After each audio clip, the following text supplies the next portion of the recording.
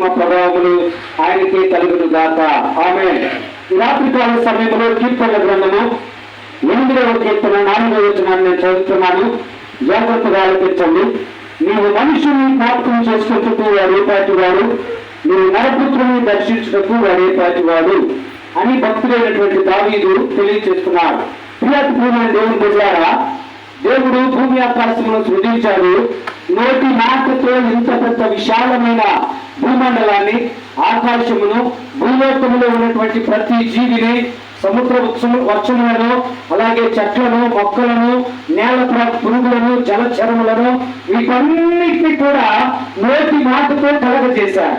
నోటి మాటతో కలగజేసి మనిషిని నేల మట్టి నుండి తీసి మట్టితో ఒక రూపాన్ని ఏర్పాటు చేసి అది దేవుని పోలికగా తయారు చేశాడని వాక్యం చెప్తుంది. దేవుడు తన ఆత్మ నుంచి మనిషిని మరి ఇష్టంగా తయారు చేసుకున్నాడు. అయితే దేవుని యొక్క వాగ్దానం ఏంటంటే, ఆదామును అవ్వను కలగ చేసిన తర్వాత మీరు ఫలించి అభివృద్ధి చెంది విస్తరించి భూమిని నిండించమన్నారు.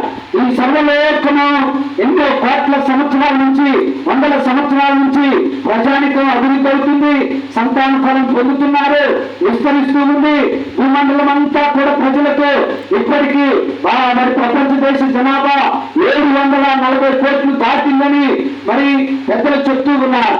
ఇన్ని కోట్ల మంది జనము ఉన్నప్పటికీ ఇంత పెద్ద విశాలమైన సృష్టిలో కేవలము దేవుడు నరుని జ్ఞాపకం చేసుకుంటున్నాడంటే అర్థం చేసుకోవాల్సిన విషయం ఏంటంటే, దేవుని ప్రేమ నరుల మీద అంత ఎక్కువగా ఉన్నది.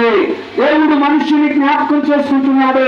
ఇంత పెద్ద విశాలమైన ప్రకృతి ఉన్నప్పటికీ, మరి బలమైనటువంటి మృగాలు ఉన్నప్పటికీ, భూ జంతువులు ఉన్నప్పటికీ, సముద్రాలు ఉన్నప్పటికీ, లేకుంటే ఇంకా విశాలమైనటువంటి గొప్ప ఉన్నప్పటికీ దేవుడు మాత్రం నరుని జ్ఞాపకం చేసుకుంటున్నాడు. ఎందుకు జ్ఞాపకం చేసుకుంటున్నాడంటే, నరుని మీద దేవునికి ఉన్న ప్రేమ అంతా ఇంత కాదు. అందుకనే యోహాను సువార్త 3వ అధ్యాయం 16వ వచనంలో దేవుడు లోకమును ఎంతో ప్రేమించెను కాగా ఆయన తన ద్వితీయ కుమారునిగా పుట్టిన వాని యందు విశ్వాసముంచు ప్రతి వాడు నశించక నిత్య జీవము పొందినట్లే దేవుడు ఆయన అనుగ్రహించాడంట. ప్రియమైన దేవుని బిడ్డలారా, దేవుడు లోకమును ఎంతో ప్రేమించాడు. లోకం అంటే మట్టి కాదు, లోకం అంటే మనుషులని మన యొక్క కవీశ్వరులు కొందరు తెలియపరిచారు. నిజమే, లోకం అంటే మట్టితో ఉంటే అది లోకం కాదు, కానీ మనుష్యులతో నిండిందని లోకము అన్నారు. ఈ లోకమును దేవుడు ప్రేమించడం అంటే మనుష్యులను ప్రేమించడం.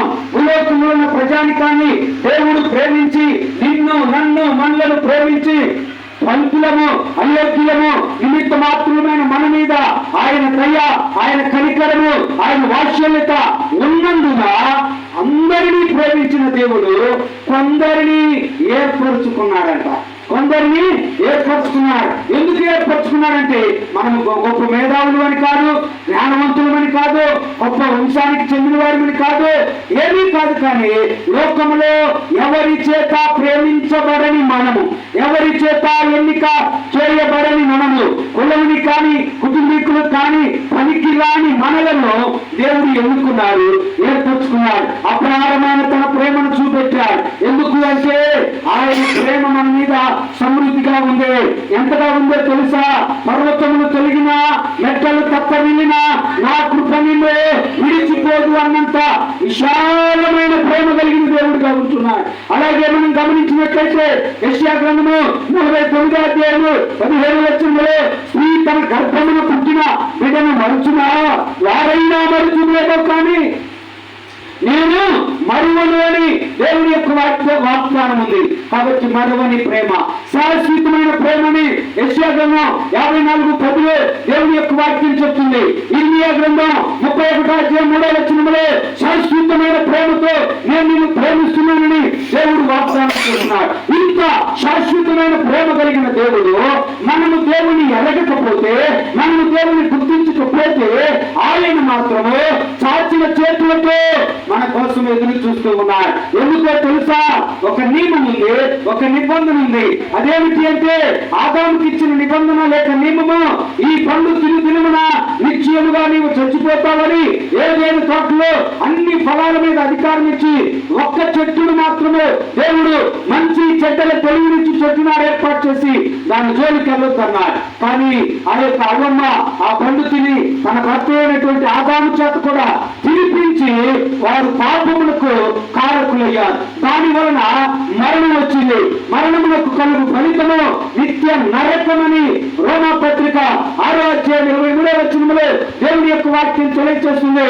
ఆ మరణము నుండి మనల్ని తప్పించాలని, ఆ నిత్య జీవాన్ని మనకు ఇవ్వాలని లోకంలో ఎందరికీ లేని ధన్యత 2000 సంవత్సరాల క్రితము దేవాది దేవుడు శరీరధారిగా ఈ లోకానికి వచ్చి, శరీరధారిగా ఈ లోకానికి వచ్చి, దాసుడిగా ఈ లోకానికి వచ్చి, రిక్తుడిగా ఈ లోకానికి వచ్చి మనలను ప్రేమించి మన మీద తన మహా కనికరము చొప్పున మనకు విమోచన కలగజేశాడు. దేవుడి విమోచన అంటే నరకము నుండి విమోచన, దేవుడి విమోచన అంటే ఆ రెండవ మరణము నుండి విమోచన, దేవుడి విమోచన అంటే పాతాళము నుండి విమోచన కలుగునట్లు యేసుక్రీస్తు తన కృప చేత మనల్ని నీతిమంతులుగా చేసి, కృప చేత నీతిమంతులుగా చేసి మనకి రక్షణ ప్రసాదించాలని ఎఫెసీయులకు రాసిన పత్రిక 2:8 దేవుని యొక్క వాక్యం చెప్తుంది.